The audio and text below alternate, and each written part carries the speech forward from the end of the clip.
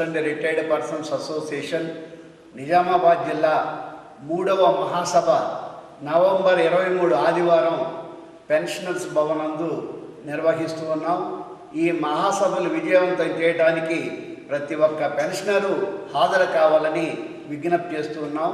ఈ మహాసభలో సంఘం యొక్క రాష్ట్ర ప్రధాన కార్యదర్శి, అదేవిధంగా రాష్ట్ర deputy secretary general Palakurthi Krishnamurthy గారు, అదేవిధంగా పి జనార్దన్ రెడ్డి గారు వీరు హాజరవుతూ ఉన్నారు. వీరితో పాటుగా నిజామాబాద్ జిల్లాకు సంబంధించినటువంటి ప్రజాప్రతినిధులు, అధికారులు, అనధికారులు హాజరవుతూ ఉన్నారు. కాబట్టి ఈ యొక్క మహాసభను విజయవంతం చేయాలని మేము విజ్ఞప్తి చేస్తున్నాం. ప్రధానంగా ఈ మహాసభలో మేము ఈరోజు రాష్ట్ర ప్రభుత్వ వైఖరి ఎలా ఉందంటే, పెనములో నుంచి పొయ్యిలో పడ్డట్టు సామెతగా ఉంది.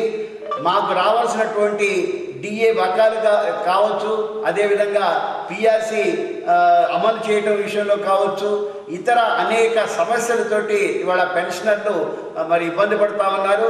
గతంలో ఏదైతే ఎన్నికల సందర్భంగా మరి కాంగ్రెస్ పార్టీ అధికారంలోకి రాకముందు ఏదైతే హామీలు ఇచ్చిందో ఆ హామీలు ఈ రోజు వరకు అమలు కాలేదు.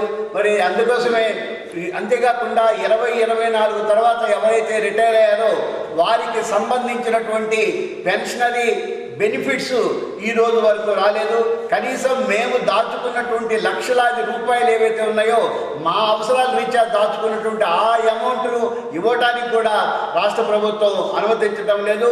దీని మూలంగా రిటైర్ అయిన తర్వాత ఎన్నో ఆశలు పెట్టుకున్నటువంటి ఈ యొక్క రిటైర్డ్ ఎంప్లాయీస్ అంతా కూడా మరి ఇళ్ళు కట్టుకోవాలనో, లేకపోతే పిల్లల పెళ్లిళ్ళు చేయాలనో, ఇలాంటి ఆరోగ్యం బాగాలేకపోతే వాటిని చూయించుకోవాలనో, ఇలాంటి ఎన్నో అనుకుని ఇవాళ వాళ్ళందరూ కూడా ఎంతో ఆందోళన చెందుతూ ఉన్నారు, ఆర్థికంగా ఇబ్బందులు పడుతూ ఉన్నారు. కాబట్టి రాష్ట్ర ప్రభుత్వాన్ని వెంటనే ఈ యొక్క సమస్యలు పరిష్కరించాలని చెప్పి డిమాండ్ చేస్తున్నాం.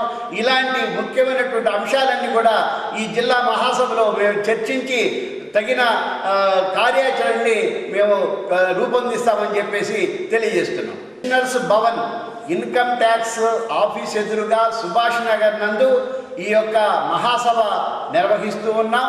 దీనికి పెన్షనర్లు అందరూ, రాష్ట్ర ప్రభుత్వ పెన్షనర్లు, కేంద్ర ప్రభుత్వ పెన్షనర్లు, అదేవిధంగా ఈపీఎస్ పెన్షనర్లు అందరూ కూడా హాజరు కావాలని విజ్ఞప్తి చేస్తూ ఉన్నాం. ప్రభుత్వము ప్రవేశపెట్టినటువంటి ఈహెచ్ఎస్ స్కీమ్ను ఇది సరిగా అమలు కావడం లేదు. ఈ హెల్త్ కార్డుని తీసుకెళ్ళినట్టయితే ప్రైవేట్లో కానీ కార్పొరేట్ హాస్పిటల్స్లో కానీ ఇది చెల్లడం లేదు, తీసి పక్కకు పాడేస్తున్నారు. దీని ద్వారా క్యాష్లెస్ ట్రీట్మెంట్ అనేది, నగదు రహిత వైద్యం అనేటటువంటిది అమలు కావడం లేదు. అదేవిధంగా మనకు ఈ అమలు కాకపోవడం మూలంగా మనకి మెడికల్ బిల్స్ ఇవ్వడం జరుగుతుంది. ఈ మెడికల్ బిల్స్ మనకు స్క్రూటినీ కోసము కానీ తర్వాత పాస్ చేయడానికి కానీ సంవత్సరాలుగా మనం వెయిట్ చేయాల్సిన అవసరం ఏర్పడుతుంది. ఉద్యోగులు, తర్వాత రిటైర్డ్ ఉద్యోగులు, జర్నలిస్టులు అందరూ కూడా దీంతో చాలా ప్రాబ్లమ్స్ ఫేస్ చేస్తున్నారు.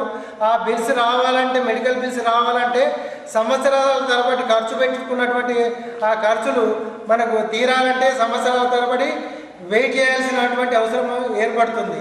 కాబట్టి ప్రభుత్వము క్యాష్లెస్ ట్రీట్మెంట్ను తొందరగా అమలు చేయాలని మేము విజ్ఞప్తి చేస్తున్నాం. కేంద్ర ప్రభుత్వం ఈ 2020 సంవత్సరానికి కావాల్సిన బడ్జెట్ ప్రవేశపెట్టినప్పుడు తెచ్చినటువంటి పెన్షన్ కొత్త చట్టాన్ని, పెన్షన్ వ్యాలిడేషన్ యాక్ట్ కింద కొత్త చట్టాన్ని తీసుకురావడం జరిగింది.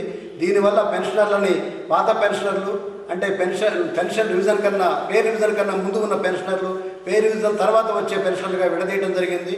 దీనివల్ల పే రివిజన్ కన్నా ముందు రిటైర్ అయిన వాళ్ళకి పెన్షన్ రివిజన్ ఉండదు, తర్వాత వాళ్ళకి పెన్షన్ రివిజన్ ఉంటుంది. ఈ విధంగా అదేవిధంగా పెన్షన్ రివిజన్ కన్నా ముందు రిటైర్ అయిన వాళ్ళకి డిఏ కూడా ఉండదు. ఈ విధంగా డిఏలని, పెన్షన్ని ఎగ్గొట్టాలని చెప్పి ప్లాన్ తోటి ఈ కేంద్ర ప్రభుత్వం తెచ్చిన ఈ చట్టాన్ని మేము ఈ 3వ మహాసభ సందర్భంగా చర్చించి తగు నిర్ణయాలు తీసుకొని రాబోయే రోజుల్లో పోరాట మార్గంలో ఉంటాం. ఆ కేంద్ర ప్రభుత్వం ఇచ్చిన చట్టం ఉపసంహరించుకున్న దాకా కూడా మేము పోరాటం చేస్తామని చెప్పని తెలియజేస్తున్నాం. అదేవిధంగా రైలుల్లో ఉన్నటువంటి సీనియర్ సిటిజన్కి ఉన్నటువంటి రాయితీలను కూడా ఎత్తేసారు. ఆ రాయితీలను కూడా పునరుద్ధరించాలని కోరుతున్నాం. ప్రజాప్రతినిధులకు మాత్రం రైళ్లలోనూ, ఫ్లైట్లలోనూ వాళ్ళ రాయితీలు పొందుతూ ఈ ఉద్యోగులకి 60 ఏళ్ళు దాటినటువంటి వయోవృద్ధులకి ఈ రాయితీలు తీసేది అన్యాయం అని చెప్పి మేము అంటూ రేపు రానున్నటువంటి మహాసభల లోపల వీటిలన్నిటి మీద కూడా చర్చించి తగు నిర్ణయాలు తీసుకుంటాం కనుక పెన్షనర్లందరూ కూడా పెద్ద ఎత్తున తప్పనిసరిగా ఈ మహాసభలకు హాజరై విజయవంతం చేయాల్సిందిగా